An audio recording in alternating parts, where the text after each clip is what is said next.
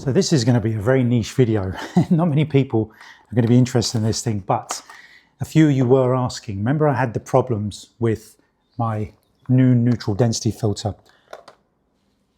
fitting on the lens with the lens hood, 95 millimeters on the 200 to 800 millimeter RF from Canon. I did a lot of looking about and I've ordered this and it works. Whoop. 95 millimeter to 95 millimeter extension.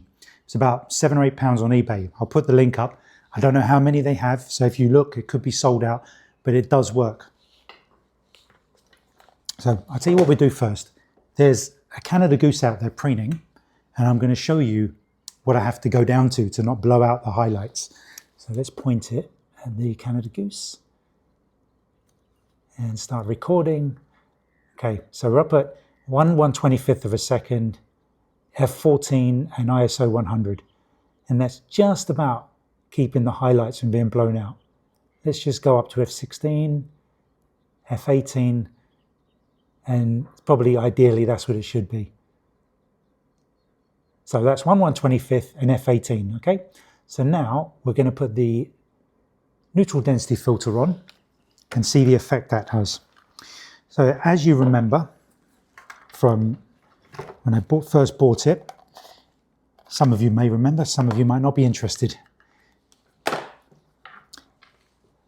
95 millimeter neutral density filter goes on. Lens hood does not go on over the top. Then I thought, what about if I put the lens hood on first, then reach through? Doesn't work either. So take that off. This has to go on first. Ideally, it doesn't, you can get it in, but it'll be fiddly. Let's put it on first. What it does is it just gives a bit of distance between the edge of the lens for the lens hood to sit on. Now, yes, it is fiddly, but this is the only way to get it on. You have to put it through the lens hood. And you try not to get your fingertips on the glass. A bit fiddly, and then you have to keep spinning it around till it catches. I hope we do this quickly. There we go, it's in. Tight, good. Right, the bird's still there, thankfully. I'm doing this all in real time. Now, okay. Let's go down to 1/160th. And that's, oh, hold on, I should be doing this in real time. So that was where we were before at f18. And that's the other thing about the neutral density filter. You have to do it manually. You have to reach through with your fingers. And what I do is I basically open it so it's letting as much light in as possible. And then I turn it a little bit and see how that goes. So, right, okay, that's pretty dark now. So let's reduce the shutter speed to 1/60th. And that's pretty good. And f18. So we don't want f18 really. So let's make it even darker. Well, that's probably a bit too dark. And then where's the bird gone? It's a big bird, how can you lose it? And let's bring the f number down. So that's 1/60th of a second and f11. And I think we can go even darker still. Let's reach through again. And f8, f7.1, f6.3. Now I'd probably go there, f7.1. So that's 1/60th of a second, f7.1 on a bright day at ISO 100.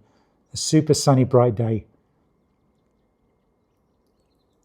So the difference between having the neutral density filter and not having a neutral density filter is obviously I can half the shutter speed and more than half the f number. Yeah, and as long as the bird's close, because obviously in the warm conditions, the bright conditions you'll be using it, it's going to be warm and there's going to be a lot of heat haze. So it's sharp as long as the bird's close. So there you go. The link, I'll put it on the description, in the comments and the description, and a screenshot from eBay. Brilliant, 95 millimeter to 95 millimeter extension ring. And if you're using this setup, I know many of you don't film, but because you don't need it for photos, I don't think. What I mean, obviously, if you're taking photos, you need the fast shutter speed for flight shots. I wouldn't know of a reason off the top of my head why you would use a neutral density filter for photography. Maybe you want the shallow depth of field. Yeah. So if you want to take birds out in the open in the sun with a shallow depth of field, like on this, an f6.3, you need the neutral density field. Yeah, sorry. It's just that I've stopped taking photos of birds perched a couple of years ago. I pretty much only do flight shots now. Okay.